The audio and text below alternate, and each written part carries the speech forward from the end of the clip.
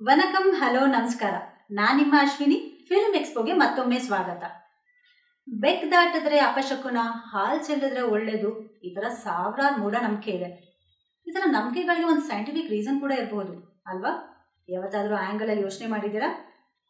ಇವತ್ತು ನಾವು ನೋಡೋ ಮೂವಿ ಇದೇ ವಿಷಯದಲ್ಲಿದೆ. ಯಾವ ಮೂವಿ ಅಂತ ಕೇಳ್ತೀರಾ? 2023 ರಿಲೀಸ್ಡ್ ಒಂದು ತಮಿಳ್ ಮೂವಿ ವಿವೇಸಿನಿ. ಬನ್ನಿ ನೋಡೋಣ. ನೋಡೋ ಮೊದಲು ನಮ್ಮ ಚಾನೆಲ್ಗೆ ಸಬ್ಸ್ಕ್ರೈಬ್ ಮಾಡಿ, ಲೈಕ್ ಮಾಡಿ, ಶೇರ್ ಮಾಡಿ, ಬೆಲ್ ಬಟನ್ ಒತ್ತೋದು ಮರಿಬೇಡಿ. ಮೂವಿ ಒಂದು ಚಿಕ್ಕ ಹುಡುಗಿ ತೋರಿಸೋದ್ರಿಂದ ಶುರು ಆಗುತ್ತೆ. ಅವಳ ಮೈ ಮೇಲೆ ಭೂತ ಹಿಡಿದಿದೆ. ಒಬ್ಬ ಭೂತ ವೈದ್ಯ ಒಂದು ಪೂಜೆ ಮಾಡಿ ಆತ್ಮನ ಒಂದು ಗೊಂಬೆ ಒಳಗೆ ವಶಪಡಿಸಿ ಕಾಡಿಗೆ ತೊಗೊಂಡು ಹೋಗ್ತಾನೆ. ಅವರು ಲತು, ಕೂಲಿಕೂನ, ಪ್ರಜ್ಮಲ್ ಕಾಡ್ ದಾಟಿ ನರಿಮೇಡ್ ಸೇರ್ತಾರೆ. ಅಲ್ಲ ಭೂತ ವೈದ್ಯ ಇನ್ನೊಂದು ಪೂಜೆ ಮಾಡ್ತಾನೆ. ಅಲ್ಲಿ 2 ಮರ ಒಂದು ಆರ್ಚ್ ಥರ ಕಾಣ್ತಿರುತ್ತೆ. ಅದಕ್ಕೊಂದು ಹುಕ್ ಹ್ಯಾಂಗ್ ಮಾಡಿ ಆ ಹುಕ್ಗೆ ಆ ಗೊಂಬೆನ ಹ್ಯಾಂಗ್ ಮಾಡ್ತಾನೆ. ಆ ಭೂತ ಹೋಯ್ತು, ಆದರೆ ಆ ಕಾಡಿಗೆ ಯಾವ ಹೆಂಗಸನೂ ಹೋಗೋಕೆ ಬಿಡಬಾರ್ದು ಅಂತ ಹೇಳ್ತಾನೆ. ಅಪ್ಪಿತಪ್ಪಿ ಯಾರಾದರೂ ಬಂದರೆ ಅವನ್ನ ಆ ಭೂತ ವಶ ಮಾಡುತ್ತೆ ಅಂತ ಹೇಳ್ತಾನೆ. ಇನ್ನೊಂದು ಕಡೆ ಶಕ್ತಿ ಅನ್ನೋ ಒಬ್ಳನ್ನ ನೋಡ್ತೀವಿ. ಶಕ್ತಿಯ ತಂದೆ ಜಯರಾಮ್ ತೆಂಗಿನ ಮರಕ್ಕೆ ಮದ್ದು ಹಾಕ್ತಿದ್ದಾನೆ. ಮರಗಳಿಗೂ ನೋವಾಗುತ್ತೆ, ಅದನ್ನು ಎಕ್ಸ್ಪ್ರೆಸ್ ಕೂಡ ಮಾಡ್ಕೊಳ್ಳುತ್ತೆ ಅನ್ನೋ ನಂಬಿಕೆ ಅವನಿಗೆ. ಅವನ ಕಾಲಿಗೆ ಗಾಯ ಆಗಿ ಅವನು ಕುಂಟ್ತಿದ್ದಾನೆ. ಶಕ್ತಿ ಹಾಸ್ಪಿಟಲ್ ಕರ್ಕೊಂಡು ಹೋಗ್ತೀನಿ ಅಂತ ಅಂದಾಗ ಅದು ಸಣ್ಣ ಗಾಯ ತಾನಾಗೆ ಹೋಗುತ್ತೆ ಅಂತ ಹೇಳ್ತಾನೆ. ಇವರಿಬ್ಬರು ತುಂಬ ಡಿಫ್ರೆಂಟ್. ಶಕ್ತಿ ಎಲ್ಲ ಸಿಂಪಲಾಗಿ ತೊಗೊಂಡ್ರೆ ಜಯರಾಮ್ ಎಲ್ಲ ವಿಷಯಗಳನ್ನೂ ತುಂಬ ಡೀಪಾಗಿ ತೊಗೊತಾನೆ. ಹಾಗಾಗಿ ಅವರಿಬ್ಬರು ಯಾವಾಗಲೂ ಡಿಬೇಟ್ ಮಾಡ್ತಿರ್ತಾರೆ. ಜಯರಾಮ್ ಕಾಲು ಬ್ಲೀಡ್ ಆಗಿರೋದ್ರಿಂದ ಶಕ್ತಿ ಫೋರ್ಸ್ ಮಾಡಿ ಹಾಸ್ಪಿಟಲ್ಗೆ ಕರ್ಕೊಂಡು ಹೋಗ್ತಾಳೆ. ಡಾಕ್ಟರ್ ಅವನ್ನ ಎಕ್ಸಾಮಿನ್ ಮಾಡಿ ಹೀಲ್ ಆಗೋಕ್ಕೆ ರೆಸ್ಟ್ ಮಾಡಬೇಕು ಅಂತ ಹೇಳ್ತಾನೆ. ಜಯರಾಮ್ಗೆ ರೆಸ್ಟ್ ಮಾಡೋಕ್ಕೆ ಇಷ್ಟ ಇಲ್ಲದೆ ಅದರಿಂದ ಬೇಜಾರಾಗುತ್ತೆ. ನಾವು ಮೊದಲಿಗೆ ಒಂದು ಸ್ಟೋರಿ ನೋಡಿದ್ವಲ್ಲ, ಅದನ್ನು ರಾಂಗ್ ಪ್ರೂವ್ ಮಾಡಬೇಕು ಅನ್ನೋ ಆಸೆನೇ ಜಯರಾಮ್ಗೆ. ಆ ಕತೆ ಹೆಂಗಸರನ್ನ ಕಂಟ್ರೋಲ್ ಮಾಡೋಕ್ಕೆ ಮಾಡಿದ್ದು ಅಂತ ಅವನ ನಂಬಿಕೆ. ಜಯರಾಮ್ ಆ ಕತೆ ಸತ್ಯ ತಿಳ್ಕೊಳ್ಳೋಕ್ಕೆ ಒಂದು ಟ್ರೆಕ್ಕಿಂಗ್ ಗ್ರೂಪ್ ಅರೇಂಜ್ ಮಾಡ್ತಾನೆ. ಅವನ ಕಾಲು ಗಾಯ ಆಗಿರೋದ್ರಿಂದ ಶಕ್ತಿಗೆ ಆ ಟ್ರೆಕ್ಕಿಂಗ್ ಗ್ರೂಪ್ನ ಹ್ಯಾಂಡಲ್ ಮಾಡೋಕ್ಕೆ ಹೇಳ್ತಾನೆ. ಆದರೆ ಅವ್ರಿಗೆ ಆ ಭೂತದ ವಿಷಯ ಹೇಳದೇ ಇರೋಕ್ಕೆ ತಿಳಿಸ್ತಾನೆ. ನೆಕ್ಸ್ಟ್ ಸೀನಲ್ಲಿ 5 ಜನ ಟ್ರೆಕ್ಕಿಂಗ್ ಮಾಡ್ತಾ ಇದ್ದಾರೆ. ರುದ್ರ ಅನ್ನೋ ಒಬ್ಬ ಗ್ರೂಪ್ ಹೆಡ್. ಅದ್ರಲ್ಲಿ 3 ಜನ ನ್ಯೂ ಕಮರ್ಸ್, ಟ್ರೆಕ್ಕಿಂಗ್ ಎಕ್ಸ್ಪೀರಿಯನ್ಸ್ ಮಾಡೋಕ್ಕೆ ಬಂದಿರ್ತಾರೆ. ಶಕ್ತಿ ಒಂದು ಕಲ್ಲು ಎತ್ಕೊತಾಳೆ. ರುದ್ರ ಆ ಕಲ್ಲಲ್ಲಿ ಬ್ಲ್ಯಾಕ್ ಮ್ಯಾಜಿಕ್ ಮಾಡಿರ್ಬೋದು. ಮುಟ್ಟಿದ ಕೂಡಲೇ ಅದು ಆ್ಯಕ್ಟಿವ್ ಆಗುತ್ತೆ ಅಂತ ಹೇಳಿ ಕೆಳಗೆ ಹಾಕಕ್ಕೆ ಹೇಳ್ತಾನೆ.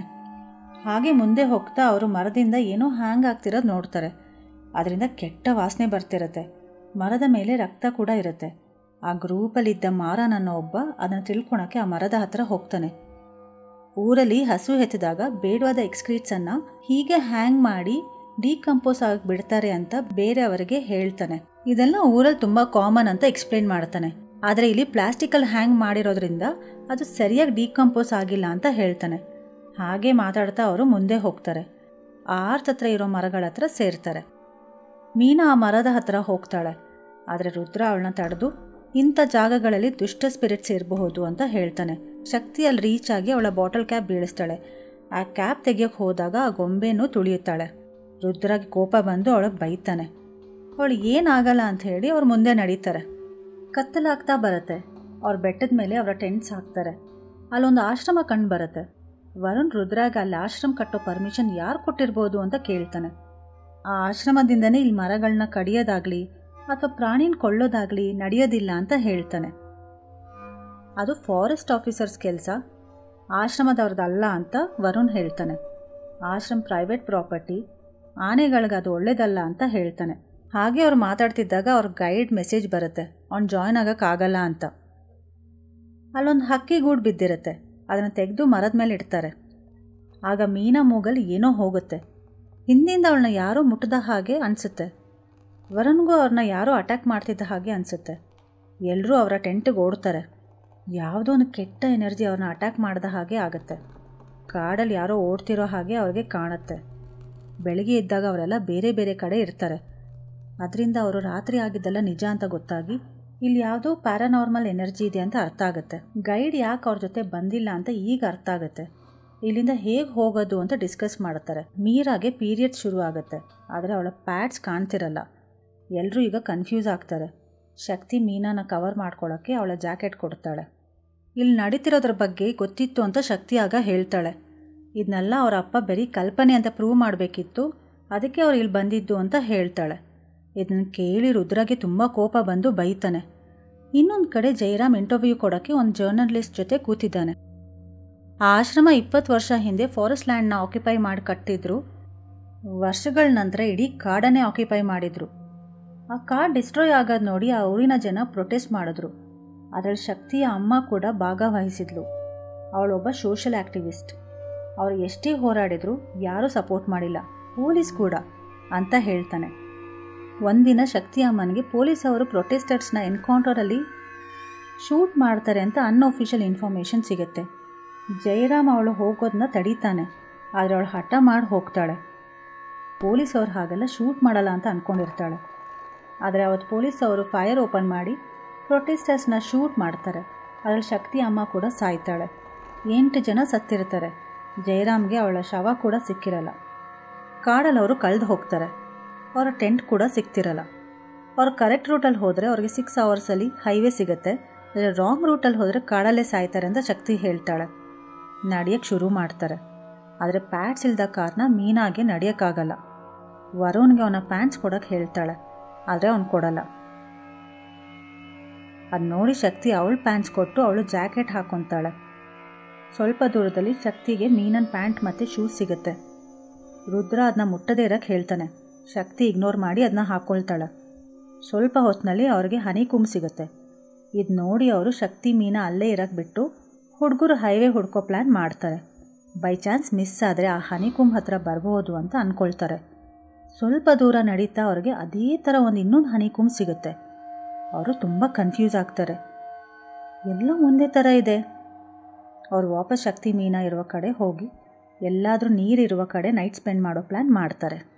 ಇನ್ನೊಂದು ಕಡೆ ಜಯರಾಮ್ ಈ ಟ್ರೆಕ್ಕಿಂಗ್ ಗ್ರೂಪ್ನ ಹುಡ್ಕೋಕ್ಕೆ ಶುರು ಮಾಡ್ತಾನೆ. ಮಾರನ್ ಒಂದು ಫೈರ್ ವುಡ್ ಹಿಡ್ಕೊಂಡು ಹೋಗ್ತಿದ್ದ ಹಾಗೆ ವಿಚಿತ್ರ ಘಟನೆಗಳು ನಡೆಯುತ್ತೆ. ಎಲ್ಲರೂ ಓಡೋಕ್ಕೆ ಶುರು ಮಾಡ್ತಾರೆ. ಎಲ್ರಿಗೂ ಹೀಗೆ ಏನೇನೋ ಅನುಭವ ಆಗುತ್ತೆ. ಶಕ್ತಿಗೆ ಅವಳ ಅಮ್ಮ ಕಂಡು ಬರುತ್ತೆ. ಅವಳ ಅಮ್ಮನ ಸೇಫ್ ಪ್ಲೇಸಿಗೆ ಕರ್ಕೊಂಡು ಹೋಗಬೇಕು ಅನ್ನೋಷ್ಟರಲ್ಲಿ ಅಮ್ಮ ಸಡನ್ನಾಗಿ ಮಾಯ ಆಗ್ತಾಳೆ. ಸಡನ್ನಾಗಿ ಶಕ್ತಿ ಎದ್ದಾಗ ಅವಳ ಅಪ್ಪನ ಜೊತೆ ಇದ್ದಾಳೆ. ಜಯರಾಮ್ ಆ ರಾತ್ರಿ ಅವ್ರನ್ನೆಲ್ಲ ಕಾಪಾಡಿರ್ತಾನೆ. ಅವರೆಲ್ಲ ಒಂದೊಂದು ಕಡೆ ಅನ್ಕಾನ್ಷಿಯಸ್ ಆಗಿ ಬಿದ್ದಿದ್ರು ಅಂತ ಹೇಳ್ತಾನೆ. ಆಗ ಶಕ್ತಿ ಕೇಳ್ತಾಳೆ, ಅವಳ ಅಮ್ಮ ನಿಜವಾಗ್ಲೂ ಸತ್ತಿದ್ದಾಳಾ ಅಂತ. ಎಲ್ಲ ವಿಷಯ ಡೀಪಾಗಿ ಅನಲೈಸ್ ಮಾಡೋ ವ್ಯಕ್ತಿ ಅಮ್ಮ ವಿಷಯದಲ್ಲಿ ಹೇಗೆ ಅವಳು ಸತ್ಲು, ಏನು ಇನ್ವೆಸ್ಟ್ ಮಾಡದೆ ಹೇಗೆ ಸುಲಭವಾಗಿ ನಂಬಿಟ್ಟ ಅಂತ ಕೇಳ್ತಾಳೆ. ಕಾಡಲ್ಲಿ ಅಮ್ಮನ ನೋಡಿದ ವಿಷಯ ಹೇಳ್ತಾಳೆ. ಅಮ್ಮನ ಹುಡುಕಿ ಕರೆದುಕೊಂಡು ಬರಬೇಕು ಅಂತ ಹೇಳ್ತಾಳೆ. ಜಯರಾಮ್ ಒಪ್ತಾನೆ. ಅಷ್ಟರಲ್ಲಿ ಅವನು ಕೆಳಗೆ ಬೀಳ್ತಾನೆ. ಜಯರಾಮ್ ಹಾಸ್ಪಿಟಲ್ ಬೆಡ್ಡಲ್ಲಿ ಯೋಚನೆ ಮಾಡ್ತಿದ್ದಾನೆ. ಶಕ್ತಿ ಅಮ್ಮನ ಹುಡ್ಕದೇ ಇದ್ದಿದ್ದು ಅವನ ತಪ್ಪು. ಈಗಾದರೂ ಆ ಕೆಲಸ ಮಾಡಬೇಕು, ಆ ಕಾಡಲ್ಲಿ ಏನಾಗ್ತಿದೆ ಅಂತ ತಿಳ್ಕೊಬೇಕು ಅಂತ ಹೇಳ್ತಾನೆ. ಶಕ್ತಿಗೆ ಅವಳ ಅಪ್ಪ ಮಾಡಬೇಕಾಗಿದ್ದ ಕೆಲಸ ಶುರು ಮಾಡ್ತಾಳೆ. ಆ ಊರಿನ ಜನರ ಹತ್ರ ಆ ಕಾಡಿನ ಬಗ್ಗೆ ತಿಳ್ಕೊತಾಳೆ. ಆ ಕಾಡಲ್ಲಿ ಸತ್ತಿದ ಜನದೇ ಆತ್ಮ ಕಾಡ್ತಿದೆ ಅಂತ ಹೇಳ್ತಾರೆ. ಆ ಕಾಡಿಗೆ ಯಾರೇ ಹೋದರೂ ಆತ್ಮಗಳು ಅವ್ರನ್ನ ಸಾಯಿಸ್ತಿದ್ರು ಅಂತ ಹೇಳ್ತಾರೆ. ಅವಳ ರಿಸರ್ಚಲ್ಲಿ ಗೊತ್ತಾಗುತ್ತೆ ಒಂದು ಪೊಲೀಸ್ ಆಫೀಸರ್ ಕೂಡ ಅವನ ಫ್ಯಾಮಿಲಿನ ಕಳ್ಕೊಂಡು ಒಬ್ಬನೇ ಇದ್ದಾನೆ ಅಂತ. ಅವನು ಮಾಡಿದ ಪಾಪದ ಪ್ರತಿಫಲ ಇದು ಅಂತ ಹೇಳ್ತಾನೆ.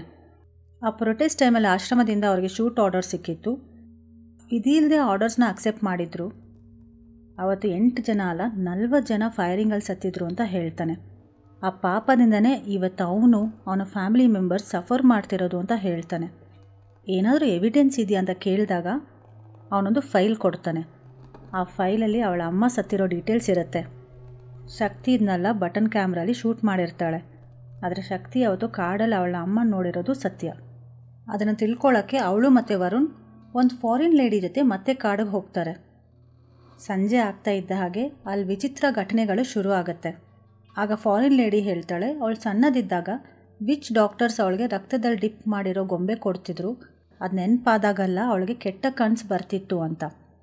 ಆಗ ಶಕ್ತಿಗೆ ಅರಿವಾಗುತ್ತೆ ಅವಳ ಅಮ್ಮನ ತುಂಬ ಮಿಸ್ ಮಾಡ್ತಿರೋದ್ರಿಂದ ಅವಳಿಗೆ ಈ ವಿಷನ್ಸ್ ಬರ್ತಿದೆ ಅಂತ. ಆಗ ವರುಣ್ ಹೇಳ್ತಾನೆ, ಅವತ್ತು ಮೀನಾ ಪ್ಯಾಂಟ್ ಕೇಳಿದಾಗ ಅವನ ಕಾಲು ತುಂಬ ಬರ್ನ್ ಆಗಿತ್ತು. ಅವನು ಚಿಕ್ಕದಿದ್ದಾಗ ಅವನ ಅಮ್ಮನಿಗೆ ಅತ್ತೆ ತುಂಬ ಕಾಟ ಕೊಡ್ತಿದ್ರು. ಆ ಕಾಟ ತಡೆಯಲಾರದೆ ಅವರ ಅಮ್ಮ ಬೆಂಕಿ ಹಚ್ಕೊಂಡು ಸತ್ತಿದ್ಲು. ಆಗ ಅವನಿಗೂ ಹಚ್ತು, ಆದರೆ ಜನ ಬಂದು ಅವನ್ನ ಸೇವ್ ಮಾಡಿದ್ರು ಅಂತ. ಆ ಬರ್ನ್ ಮಾರ್ಕ್ಸ್ ಇನ್ನೂ ಅವನ ಕಾಲಲ್ಲಿದೆ ಅಂತ ಹೇಳ್ತಾನೆ. ಈ ಕತೆ ಅವನು ಎಲ್ಲರಿಂದ ಮುಚ್ಚಿಟ್ಟಿದ್ದ. ಅವತ್ತು ಅವನಿಗೂ ಏನೇನೋ ವಿಷನ್ಸ್ ಬಂದಿತ್ತು ಅಂತ ಹೇಳ್ತಾನೆ. ಶಕ್ತಿಗಾಗ ಅರ್ಥ ಆಗುತ್ತೆ ಈ ಕಾಡಿಗೆ ಬಂದವರಿಗೆ ಅವರ ಕೆಟ್ಟ ಮೆಮೊರೀಸ್ ವಿಷನ್ಸ್ ಕಂಡು ಬರುತ್ತೆ ಅಂತ. ಹಾಗೆ ಅದರಿಂದ ಅವ್ರಿಗೆ ಭಯ ಆಗತ್ತೆ ಅಂತ. ಬೇರೆ ಟ್ರೆಕ್ಕಿಂಗ್ ಮೆಂಬರ್ಸ್ ಕೇಳಿದಾಗ ಎಲ್ರಿಗೂ ಹೀಗೆ ಆಗಿರುತ್ತೆ. ಈಗ ಅಲ್ಲಿ ಯಾಕೆ ಹೀಗೆ ಆಗ್ತಿದೆ ಅಂತ ಅವಳಿಗೆ ಗೊತ್ತಾಗಬೇಕು. ಫಾರೆಸ್ಟ್ ಡಿಪಾರ್ಟ್ಮೆಂಟಿಂದ ಪರ್ಮಿಷನ್ ತೊಗೊಂಡು ಸೈಂಟಿಸ್ಟ್ನ ಕರ್ಕೊಂಡು ಹೋಗಿ ಅಲ್ಲಿದ್ದ ಮಡ್ಡು ಮತ್ತು ಮರಗಳ ಸ್ಯಾಂಪಲ್ಸ್ ತೊಗೊಂಡು ಹೋಗ್ತಾಳೆ. ಟೆಸ್ಟ್ ಮಾಡಿದಾಗ ಅಲ್ಲಿದ್ದ ರಹಸ್ಯ ಗೊತ್ತಾಗುತ್ತೆ. ಫಾರೆಸ್ಟ್ ಡಿಪಾರ್ಟ್ಮೆಂಟಿಂದ ಪರ್ಮಿಷನ್ ತೊಗೊಂಡು ಸೈಂಟಿಸ್ಟ್ನ ಕರ್ಕೊಂಡು ಹೋಗಿ ಅಲ್ಲಿದ್ದ ಮಡ್ಡು ಮತ್ತು ಮರಗಳ ಸ್ಯಾಂಪಲ್ಸ್ ತೊಗೊಂಡು ಹೋಗ್ತಾಳೆ. ಟೆಸ್ಟ್ ಮಾಡಿದಾಗ ಅಲ್ಲಿದ್ದ ರಹಸ್ಯ ಗೊತ್ತಾಗುತ್ತೆ. ಮರಕ್ಕೇನೋ ಡೇಂಜರ್ ಇದೆ ಅಂತ ಅರ್ವ ಆದಾಗ ಅಲ್ಲಿಯ ಮರಗಳು ಒಂದು ಸ್ಟ್ರೇಂಜ್ ಗ್ಯಾಸ್ ರಿಲೀಸ್ ಮಾಡ್ತಿರುತ್ತೆ. ಅದನ್ನ ಸ್ಮೆಲ್ ಮಾಡಿದ ಕೂಡಲೇ ಪ್ರಾಣಿಗಳು ಓಡಿ ಹೋಗ್ತಿರತ್ತೆ. ಇದು ಆ ಮರಗಳ ಡಿಫೆನ್ಸ್ ಮೆಕ್ಯಾನಿಸಮ್. ಇದರಿಂದಲೇ ಇಲ್ಲಿವರೆಗೂ ಆ ಕಾಡಲ್ಲಿ ಯಾರಿಗೂ ಮರ ಕಡಿಯೋಕ್ಕೆ ಆಗ್ತಿರಲ್ಲ. 40 ಮರಗಳಲ್ಲಿ 32 ಈ ಗ್ಯಾಸ್ ರಿಲೀಸ್ ಮಾಡ್ತಿರತ್ತೆ. ಆ 32 ಮರಗಳು ಫೀಮೇಲ್ಸ್, 8 ಮರಗಳು ಮೇಲ್. ಹಾಗೆ ಅದು ಸಣ್ಣ ಮರಗಳು, ಅದು ಬೆಳೆದ ಮೇಲೆ ರಿಲೀಸ್ ಮಾಡುತ್ತೆ ಅಂತ ಗೊತ್ತಾಗತ್ತೆ. ಶಕ್ತಿ ಆ ಪೊಲೀಸ್ ಆಫೀಸರ್ ವಿಡಿಯೋ ಕ್ಲಿಪ್ ಒಂದು TV ಚಾನಲ್ಗೆ ಕೊಡ್ತಾಳೆ. ಆ ಆಶ್ರಮದಲ್ಲಿ ಇಲ್ಲೀಗಲ್ ಆ್ಯಕ್ಟಿವಿಟಿ ಸ್ಟಾಪ್ ಆಗುತ್ತೆ. ಜನ ಮತ್ತೆ ಪ್ರೊಟೆಸ್ಟ್ ಮಾಡೋಕ್ಕೆ ಶುರು ಮಾಡ್ತಾರೆ. ಸ್ವಲ್ಪ ದಿನದ ನಂತರ ಆ ಕಾಡಲ್ಲಿ ಒಂದು ದೊಡ್ಡ ಲ್ಯಾಂಡ್ಸ್ಲೈಡ್ ಆಗುತ್ತೆ. ಎಕ್ಸ್ಪರ್ಟ್ಸ್ ಪ್ರಕಾರ ಆ ಏರಿಯಾದಲ್ಲಿ ಲ್ಯಾಂಡ್ಸ್ಲೈಡ್ ಆಗೋ ಚಾನ್ಸೇ ಇರಲ್ಲ. ಇದು ಒಂದು ಸರ್ವೈವಲ್ ಟೆಕ್ನಿಕ್ ಅಂತ ಶಕ್ತಿಗೆ ಅರ್ಥ ಆಗುತ್ತೆ. ಅಲ್ಲಿಯ ಮರಗಳು ಅವರಲ್ಲೇ ಕಮ್ಯುನಿಕೇಟ್ ಮಾಡಿಕೊಂಡು ಮೂವ್ ಆಗಿ ಈ ಲ್ಯಾಂಡ್ಸ್ಲೈಡ್ ಆಗಿರುತ್ತೆ. ಶಕ್ತಿ ಕೂಡ ಆ ಪ್ರೊಟೆಸ್ಟ್ ಜಾಯ್ನ್ ಆಗಿರ್ತಾಳೆ ಆ ಕಾಡನ್ನು ರಕ್ಷಿಸೋಕ್ಕೆ. ಸೊ ಹೀಗೆ ಈ ಮೂವಿ ಎಂಡ್ ಆಗುತ್ತೆ. ಒಂಥರ ಇಂಟ್ರೆಸ್ಟಿಂಗ್ ಮೂವಿ. ಸೊ ನೋಡಿ, ಎಂಜಾಯ್ ಮಾಡಿ. ನಿಮಗೆ ಮೂವಿ ಇಷ್ಟ ಆಗಿದ್ದಲ್ಲಿ ನಮ್ಮ ಕಮೆಂಟ್ ಬಾಕ್ಸಲ್ಲಿ ಕಮೆಂಟ್ ಮಾಡಿ. ಹೀಗೆ ಬೇರೆ ಯಾವುದಾದ್ರೂ ಮೂವಿ ಎಕ್ಸ್ಪ್ಲನೇಷನ್ ಬೇಕಿದ್ರೆ info@udsnapbox.com ಅಲ್ಲಿ ಮೇಲ್ ಮಾಡಿ. ಸೊ ನೆಕ್ಸ್ಟ್ ವಾರ ಮತ್ತೆ ಸಿಗೋಣ ಇನ್ನೊಂದು ಮೂವಿ ಜೊತೆ. ಅಲ್ಲಿವರೆಗೂ ಬಾಯ್ ಬಾಯ್, ಟೇಕ್ ಕೇರ್.